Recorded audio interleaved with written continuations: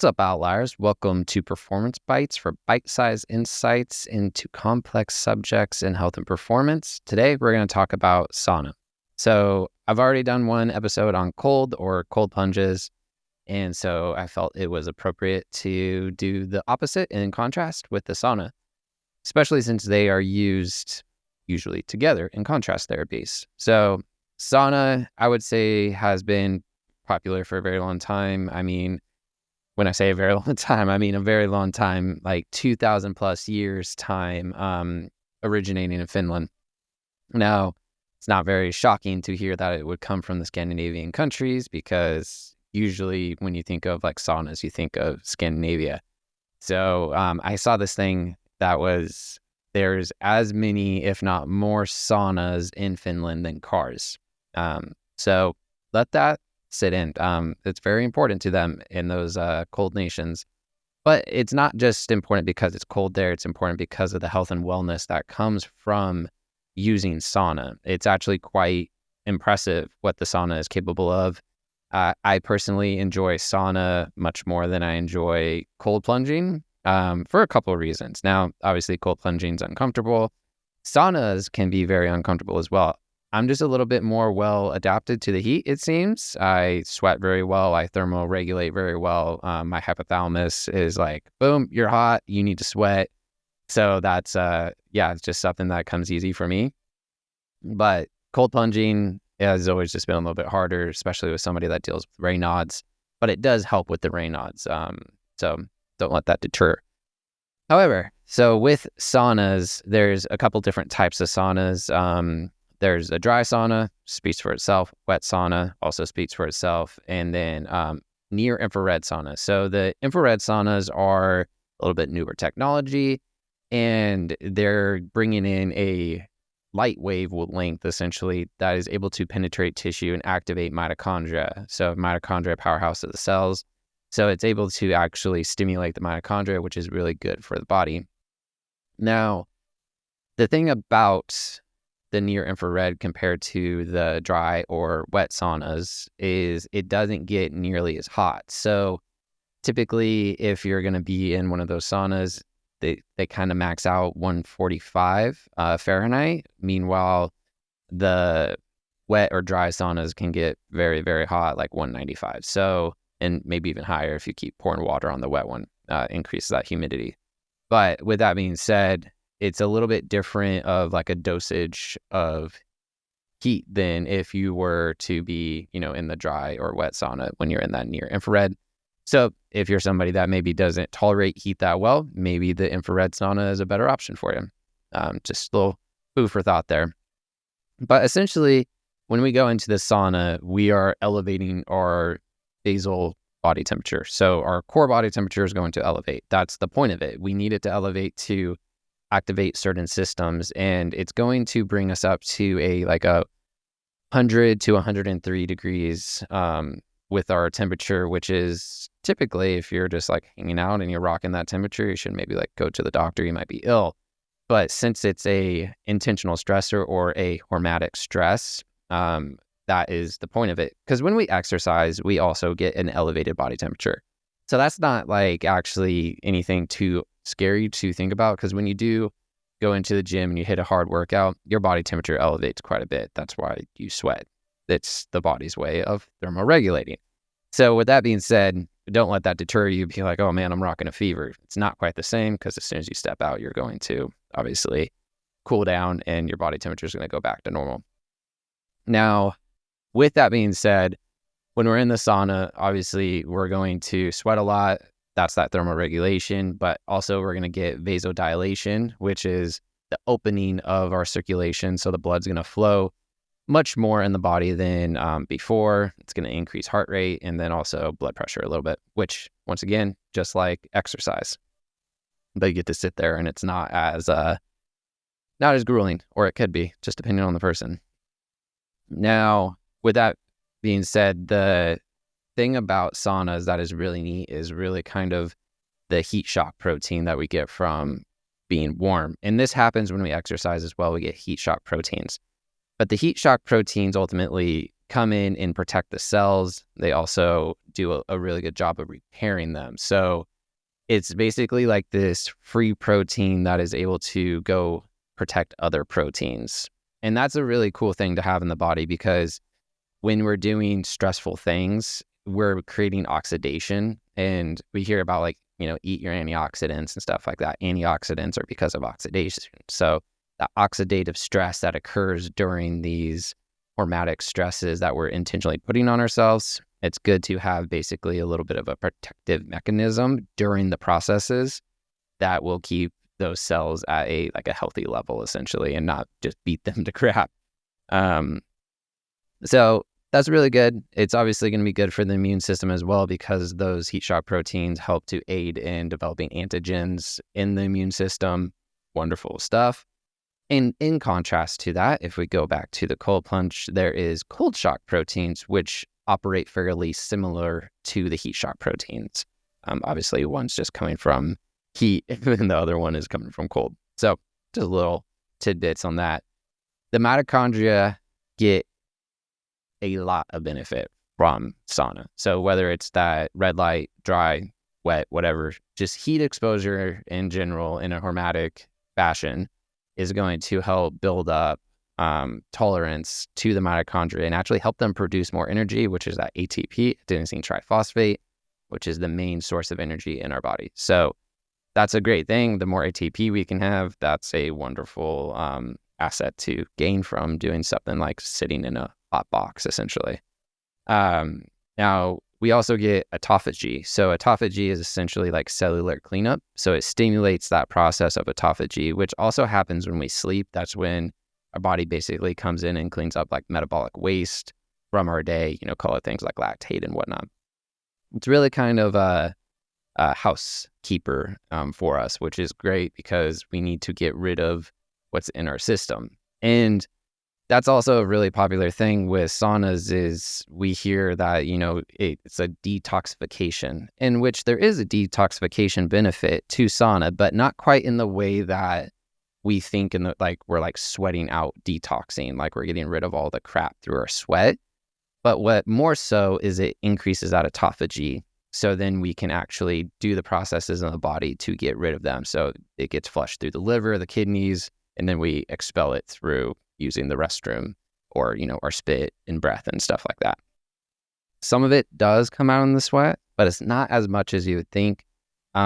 Winter Swimming book by Susan Sonberg talked about this with the sauna, was when they did studies to measure like heavy metals and stuff and sweat in your actual sweat. There wasn't nearly as much as people thought, if any, but there's the hypothesis that it does increase that in autophagy, essentially. So if that's the case of increasing autophagy, it's going to flush those nasty things out of our system more. So it is detoxifying, but maybe in a little bit of a different way than we originally thought, as far as just like sweating out. Next really cool thing about the sauna is the increase in HGH, which is human growth hormone. Human growth hormone is so good because it helps with muscular repair. So that's great for recovery. And it also supports your metabolism. But not only is it increasing, it can increase it by up to 16 times. That's significant. That's a crazy amount of increase. So if we're thinking about something that's going to help metabolism, something that's going to help with recovery, I would take a sauna 10 times out of 10 over a cold plunge because of that benefit. Not just because I'm biased, because I actually like the sauna more, but because the benefit of the sauna, I believe personally, outweighs the benefits of the cold. So that's just, my opinion on that, but really kind of looking at like, how can we raise a amazing hormone in that growth hormone? If it can go up even 10 times, that's quite crazy. So pretty good stuff there. Now, if you've ever saunaed before, you've probably stepped out and you feel pretty good. That's endorphins, very similar to exercise, just because of that stress that you're putting on your body intentionally compared to like the chronic stresses of maybe daily life that you don't like as much. But intentional stress, that hormetic stress, definitely raises endorphins, that feel-good hormone, and really kind of helps with just like mental clarity, which is great. And another hormone that is in effect here is our cortisol. has a reduces it because just like exercise when we have that stress. So if you really kind of think about what I'm saying here is when we look at our sauna use, we get a lot of the same benefits as exercise plus more, but you're not as stressful on your body in the way because you're not like breaking down muscle tissues and stuff like that and using up as much energy, from your fat, carbohydrate, and glycogen and stuff like that. But it is going to elevate your heart rate, which can kind of be like a low intensity cardiovascular workout. If you're in the sauna, say for 30 minutes, and your heart rate is elevating up into like a high zone 1, a low zone 2, that's pretty cool because you're not having to really do much, but your body is having to work to essentially keep you cool by pumping the blood around and stuff like that. So, some really great benefits from there. So to kind of recap on the benefits, we're looking at better circulation, that detoxification, a little bit maybe from the sweat, but mostly from the autophagy that is occurring in the sauna. Enhanced recovery because of the heat shock proteins, increased cardiovascular health because of the low intensity cardio that is going to happen because of the heat stress. We got stress relief, lowered cortisol, some skin health benefits. Now, I'm not going to sit here and act like I know a lot about that category, but there has been people that have used the sauna and seen a lot of benefits for chronic skin issues because of detoxification. Now, that's not because it's necessarily expelling stuff out of the skin once again, but it's because of that increased autophagy and healing things in the body and getting rid of the toxins and whatnot in the system, which our skin's really just a reflection of our inner gut and body health. So we increase the health of our insides, the health of our outsides will show that. Immune support, once again, through the heat shock proteins, and then that mental clarity that is coming through like the happy hormones, like the endorphins and stuff like that. As far as our usage of it, the recommended dose, it's going to kind of depend on the individual because like tolerance is going to be different. And you can build tolerance, which is good, but, just go where you're comfortable to start with. I think if you're doing it at all, there's benefit to it. So it doesn't really matter at the, end of the day, but I'll give some recommendations.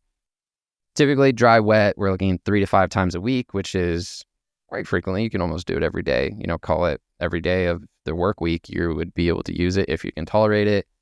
We're going to be looking at temperatures of 150 to 195. Once again, that is to the tolerance of the individual. The hotter, the shorter the duration, the cooler, the longer the duration. So, pick your poison. The red light, kind of like I mentioned, is going to not get quite as hot. So you can go longer durations, like with the dry and wet saunas, maybe 25 minutes is a tap out. That's kind of a good number to shoot for, is 25 minutes. But with a red light sauna, since it's not as hot, only getting up to maybe 145, 150, you can look at your duration to go, 45 minutes. And once again, just depending upon the tolerance. Now, as far as the times that are best to use it, people will find the times that works for them. Of course, that's always going to be best. But I would personally use it and recommend using it post-exercise, which there's nuance to that, and we'll get to that. Post-exercise or rest days are probably one of the two better ones, but evening is the best one because evening is going to raise your body temperature, which is going to cause a crash in your body temperature after, which is going to help with facilitating sleep because we need our body temperature to drop about 1 to 2 degrees Fahrenheit for our best quality sleep.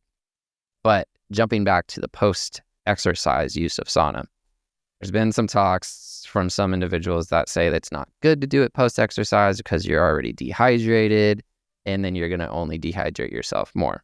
This is true. Now, I think it almost goes without being said that if you're using a sauna, you need to be hydrating and you need to be pumping fluids and electrolytes into your system. Now, the best way to do this is first, if you're going to exercise, hydrate first. Hydrate yourself for exercise. Use an electrolyte to help your body have minerals in the system, not just water, but minerals, because those electrolytes are really important. So if you're doing that for your workout already, I'm not going to be too concerned about you hopping into the sauna and then replenishing once again with more water and electrolytes based upon your body and what it needs. What would not be good is if you're doing exercise dehydrated and then you're getting into the sauna and dehydrating yourself even more. A little bit of dehydration is kind of a part of the process. That's what stresses the body to cause all these things to happen. But there is a breaking point. We don't want to get too dehydrated and then, of course, not replenish anything. That's very problematic. So no matter if you're using the sauna in, your post-workout as a rest day, type thing, or in the evening, you need to make sure you're hydrated no matter what. So, the recommendation for that is going to be based upon the individual, but just make sure you're drinking your water and you're getting an electrolyte, especially if you're doing it with your exercise. And I think that's kind of goes without being said, just kind of as a common sense, because you're going to lose fluids even more in the sauna than you would through exercise, and you're coupling those together. So please just hydrate. That's the biggest thing. So very cool. I love saunas. Definitely is high on my priority list and something that I would love to have like in my backyard or my garage eventually, because it's definitely, as a piece of equipment for overall health and wellness and performance, it's an excellent tool. I think that, if you're not familiar with them and you haven't used them, most people have, but if you haven't, just start cool. Don't go into the hottest one ever, but chill out, go test it out, and just take your time with it, just like anything else. And I really believe that you'll probably end up enjoying it, being maybe a little bit hooked on it, because it is a very, very powerful tool. With that being said, I didn't really get into like brands of saunas or anything like that, because there's so many different brands and there's so many different styles of saunas. I've kind of heard a little bit of like a barrel sauna is great, but maybe not the best, because the floor doesn't stay warm enough. Then your feet aren't staying as hot as your torso, which then affects circulation, which is why most Nordic saunas are actually just like a room with proper ventilation. So like the heat flows around it. I can see how that would make sense, but affordability and everything of sauna for the individual, like if you have one, and it's a barrel sauna, totally cool. I bet it's going to be great. I would probably say just try and bring your feet up onto the bench with you rather than hanging them down on the floor, because heat does rise. That's just how it works. So yeah, I mean, I've used a bunch of different types of saunas. I would definitely say like a dry sauna is one of my preferable uses of sauna, compared to say like the wet sauna where you're like pouring the water on and increasing humidity, which obviously increases temperature quite a bit. But everyone's going to have their preference. Some people like to really get in it and feel the heat off of it and the humidity and kind of burn their nostrils and stuff like that. So if that's your stuff, go for it. That's awesome. That's the beauty of sauna. It's definitely up to the user to determine their stress load, and that's honestly pretty dang cool to have a tool that is so versatile and can be used per the individual to get the results that they want. So that's pretty neat. So with that being said, I think, if you're not sauning, seek it out, see what you can find, go to, a local gym that has saunas, and, definitely add it to your routine. I think it's a great tool. So with that being said, thanks for listening, and I'll catch you in the next Performance Bite.